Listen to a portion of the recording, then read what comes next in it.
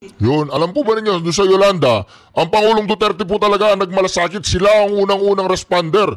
Pinadala po niya doon ang mga lakas ng Davao. Lahat po ng maipapadala niyang tulong, ginawa po ng Pangulong Duterte doon sa Yolanda. Di ba? Ito ang alyansang muli nais nating alipinin gamit ang kahirapan, kasinungalingan at kapangyarihan. Sa May 12, bumoto tayo ng may buong dangal. Bumoto tayo ng may tapang. Let us show the world that no amount of vote buying or cheating can suppress the fury burning in our hearts. Time and again, you have heard me say, God save the Philippines. Ngayong Lunes, bumoto tayo ng diretso. And let us all save the Philippines. Ako si Inday Sara Duterte, isang botante. Shukran. Shukran! Woo! Yes, yes, yo! Yes, yes, yo! Yes, yes, yo! Duterte! Duterte! O, tuloy po natin. Ito na. Tuloy po natin. Ay, napakaganda po ng speech si BP Sara. At ito na po ang kabuuan. Ako, ito na yung alyansa. Naging alkansya. Ito na.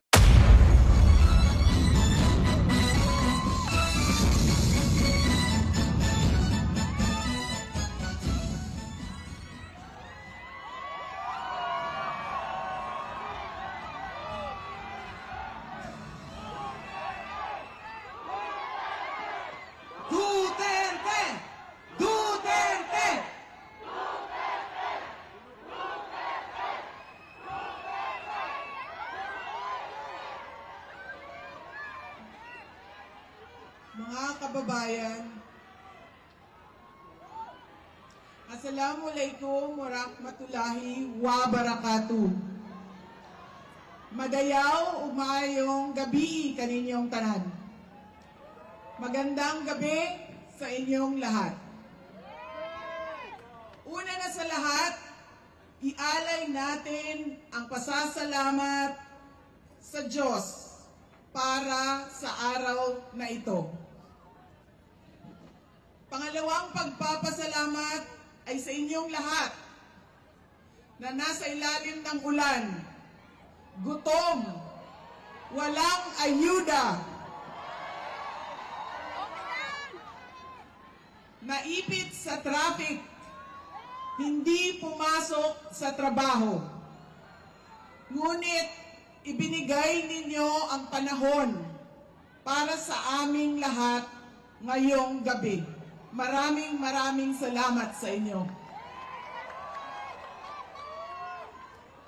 Ang susunod na pagpapasalamat ay sa PDP dahil binigyan nila ako ng pagkakataon sa rally nila ngayon. Maraming salamat sa inyo. Ang sunod na pagpapasalamat ay mula kay Pangulong Rodrigo Duterte.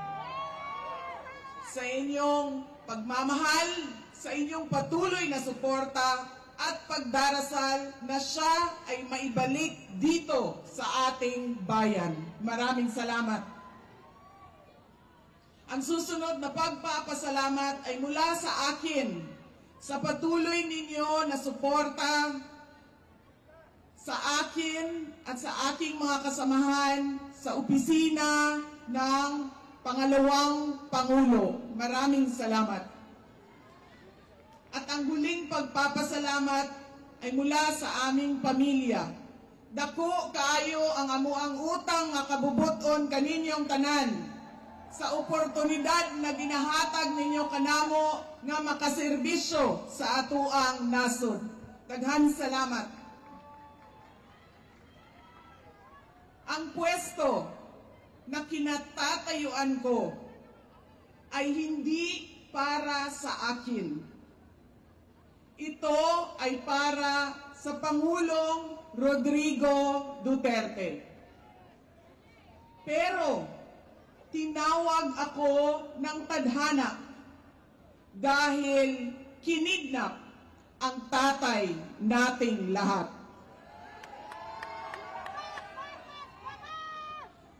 Sa pagkakataong ito, nakatayo ako sa entablado at humaharap sa inyo, hindi bilang kandidato.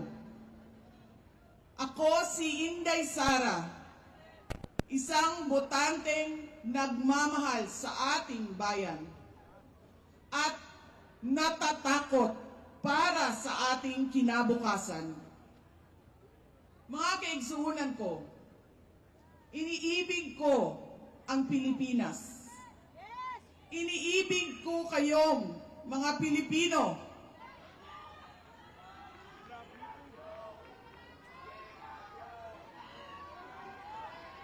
I love you too.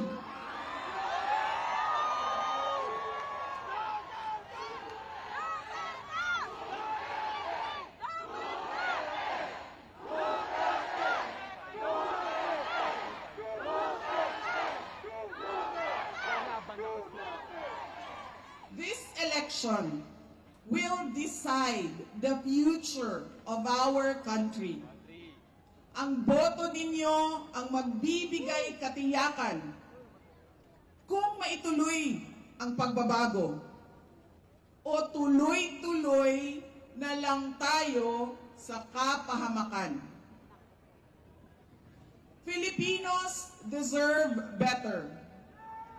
Nagpapasalamat ako dahil nandito pa rin kayo at nakikinig sa akin sa kabila ng kaliwat kanan na paninira nila. In the past months, my name and my family's name have been dragged through the mud.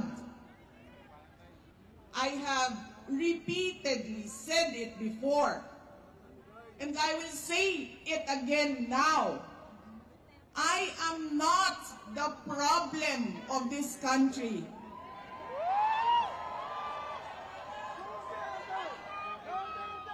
Hindi ako ang problema ng Pilipinas. Hindi Duterte ang problema ng Pilipinas. Sino nga ba ang tunay na makikinabang kung tuluyan ng burahin sa mundo ang pamilyang Duterte? Hindi ang mga Pilipino. Lalo nang hindi makikinabang ang mga biktima sa krimen, mga walang trabaho, mga naghihirap, o maging ang mga nagugutom. What we are witnessing is a systematic demolition job against political opponents that once dared to put the country first, even if it meant going against the most powerful interests in our homeland. Sa kasamaang palad, iniluklok natin ang isang leader na walang kakayahang maintindihan ang tunay na kalagayan ng mga Pilipino. At higit sa lahat, hindi kayang magdesisyon para sa kapakanan ng sambayanan. Pinagbabayaran natin ngayon ang pagpili ng maling leader. Nakikita natin ang lantaran at walang pakundangang paglabag sa ating saligang batas. Pinamumunuan din tayo ngayon ng isang taong patuloy pa rin tumatanggi, sumailalim sa isang pampublikong hair follicle drug test.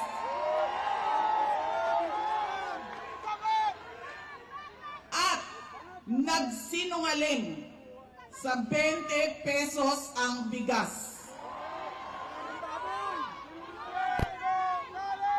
Ang masakit pa, nakuha nilang kidnapin ang dating Pangulo at dali-dalian nilang itinapon sa ibang bansa upang litisin ng mga dayuhan.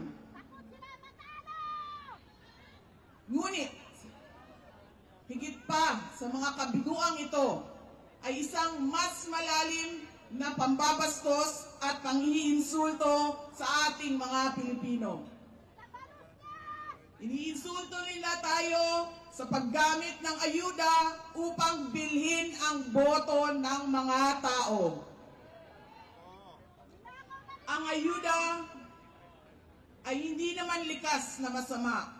Sa katunayan, marami ang natulungan ito noong panahon ng pandemya. Ngunit, kapag ginamit ito para manipulahin kayo at pagsamantalahan ang inyong kahirapan upang manatili sila sa kapangyarihan, nagiging sandata ito ng pang-aabuso. Again, Filipinos deserve better. We must return to long-term, concrete programs, not short-term dole-outs that are being abused by those in power. Ang kailangan ng Pilipino ay isang mabisang food security program. Isang programa na tutugon sa problemang pinakamalapit sa bituka, ang gutom. Ang kailangan ng Pilipino ay isang modernong hybrid education system na nakasandal sa pagtuturo ng disiplina at pagmamahal sa bayan. Ang kailangan ng Pilipino ay isang tunay na universal healthcare system na tutugon araw-araw sa lahat ng health centers at hospitals at hindi lamang sa mga supporters ng politiko. Ang kailangan ng Pilipino ay matibay na infrastruktura. Let us build into the future. Ang kailangan ng Pilipino ay oportunidad sa hanap buhay at trabaho dito sa loob ng ating bayan. Masakit sa kalooban nating lahat ang kalagayan ng maraming nating OFWs na malayo sa kanilang mga mahal sa buhay. At higit sa lahat, ang kailangan ng Pilipino ay peace and order. Kailangan nating ganap na puksain ang kriminalidad, illegal na droga, terorismo, at insurgency sa pamamagitan ng makatotohanang non-partisan Philippine National Police na suportado ng ating sandatahang lakas. Kinahanglan undangon nato ang batasan sa pagpili sa mga kandidato nga gikan sa political dynasty. Kining mga sikat nga apelido nga magsayaw-sayaw ra og magkanta sa atubangan. Igo ra magpakatok, undangon ang mga party list na gipanag-iya sa mga dato. Undangon ang mali na pagpili sa atong mga opisyales. Undangon ang budol o pagpamakak. Kailangan natin mag-vote straight sa mga taong magtutuloy ng nasimulan ni Pangulong Duterte. Idiretso natin ang boto. Number 38, Rodante Marcoleta. Number 10, Jimmy Bondo. Number 56 sa balota, Attorney Vic Rodriguez. Number 22, Bato de la Rosa. Number 28, Bongo. Number 53, Apollo Kibuloy. Number 34, Raul Lambino. Number 30, J.V. Hinlo. Number 58, Philip Ipe Salvador. At number 42, Doc Marites Mata. Alam ko, hindi kayo matutuwa. Pero iboboto ko si Amy Marcos. Siya ang naglakas loob na buksan ang investigasyon sa pagdukot ng pamahalaan ng isang Pilipino dito sa bayan para ihatid sa mga dayuhan.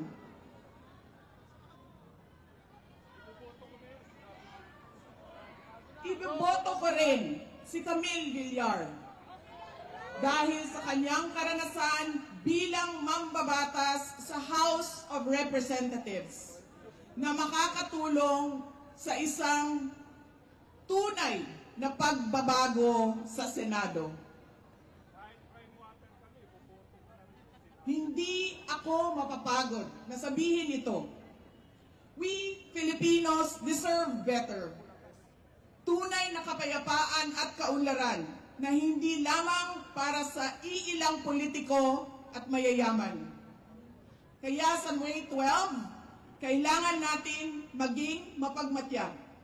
May mga ulat at bulong-bulungan na may mga kumikilos na sa iba't ibang parte ng ating bansa. Mga babala na maaaring nagsisimula na ang malawakang dayaan sa halalan ng alyansa. Ang binuong alyansa ay isang mapanganib na pagsasanib puwersa ng isang administrasyong walang kakayahan, mga elitistang liberal at mga tinaguriang makabayan na ang tunay na hangarin ay manatiling mahirap ang taong bayan. Isang alyansa na handang ibalik tayo sa kadiliman ng narco-politics, sa bangungot ng Typhoon Yolanda, kung saan ang mga Pilipino ay iniwan sa ulan, sa gutom, at sa kawalang malasakit. Ito ang alyansang muli nais nating alipinin gamit ang kahirapan, kasinungalingan, at kapangyarihan. Sa May 12, bumoto tayo ng may buong dangal. Bumoto tayo ng may tapang. Let us show the world that no amount of vote buying or cheating can suppress the fury burning in our hearts. Time and again, you have heard me say, God save the Philippines. Ngayong Lunes, bumoto tayo ng diretso. And let us all save the Philippines. Ako si Inday Sara Duterte, isang botante. Syukran.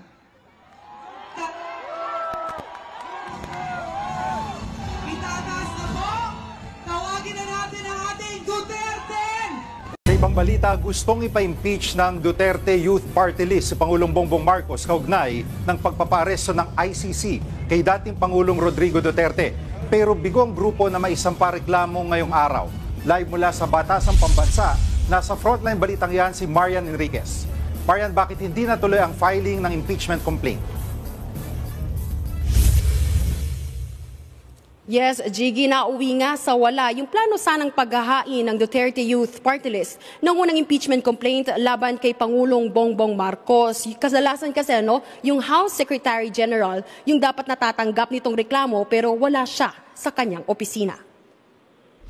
Bandang 3:00 ng hapon nang pumunta nga ang grupong Duterte Youth Party List sa opisina ng House Secretary General sa pangunguna ng chairman nito na si Ronald Cardema. Sinubukan nilang maghain ng impeachment complaint laban kay Pangulong Bongbong Marcos. 2 grounds for impeachment ang tinukoy sa reklamo, kabilang ang culpable violation of the Constitution at betrayal of public trust. Matapos daw pahintulutan ni PBBM ang pag-aresto at pag-turnover kay dating Pangulong Rodrigo Duterte sa International Criminal Court o ICC, kaugnay ng kinaharap niyang kasong crimes against humanity sa madugong war on drugs. Giit ni Cardema, sana raw ay binigyan ng pagkakataon na litisin sa lokal na hukuman si Duterte. Hindi rin daw sapat na yung mga kalihim at general na nag-implement ng arrest warrant ang inireklamo sa ombudsman dahil malinaw na sumusunod lang daw sila sa kumpas ng Pangulo. Alinsunod sa protocol sa paghahain ng impeachment, mismong Secretary General dapat ng Kamara ang tatanggap sa reklamo para i-verify at saka i-refer ito sa opisina ng House Speaker.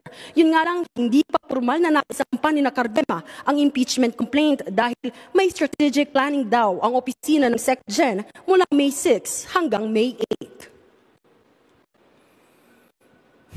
Tayong mga buhay na Pilipino ang pinagbabasihan ng soberanya.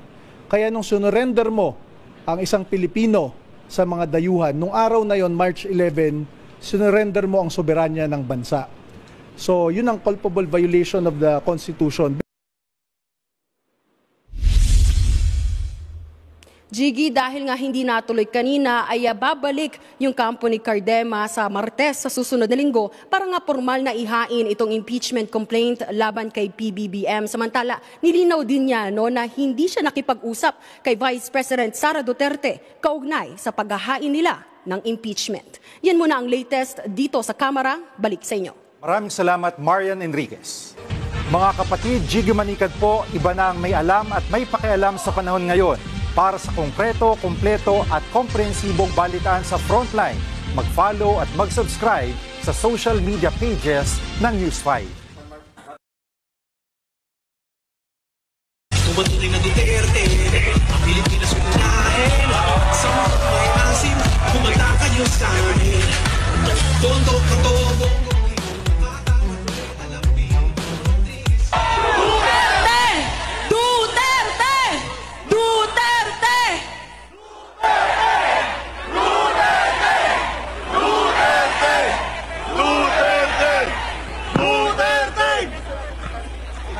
Maayong gabi sa inyong tanan!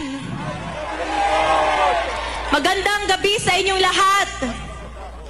Ako si Veronica Kitty Duterte, bunsong anak ni Pangulong Rodrigo Roa Duterte!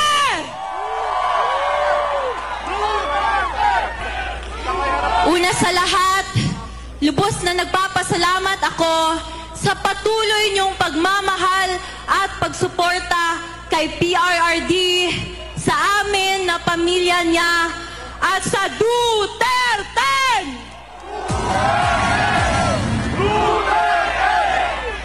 I believe it speaks volumes on his strategic approach to trust these public servants to be the next leaders of the Philippines. I would like to thank you, the Duterte, for your unwavering loyalty, not just to my father, but to the Filipino people. Maraming salamat sa inyo. Your principles cannot be bribed with money, power, and influence. It will not be forgotten. It has been my greatest honor in my 21 years. It has been my greatest honor to stand and fight for my country, my fellow men, my family, and for my father who loved me into the woman I am today. Bago siya kinuha sa akin, the night before it happened, magkatabi pa kaming natulog. I asked him, Dada, what's gonna happen to you? And as a father who didn't want his baby girl to worry, he responded with his usual phrase, Asus, wala yan, maniwala ka dyan. To my Dada Rudy, who will be watching this later, pinalangga ka ni Kitty, ayaw na kalimti. Know that I remain unafraid, unbent, and unswayed, just like you. Your battle is my battle. Mabuhay ka at mabuhay ang Pilipinas!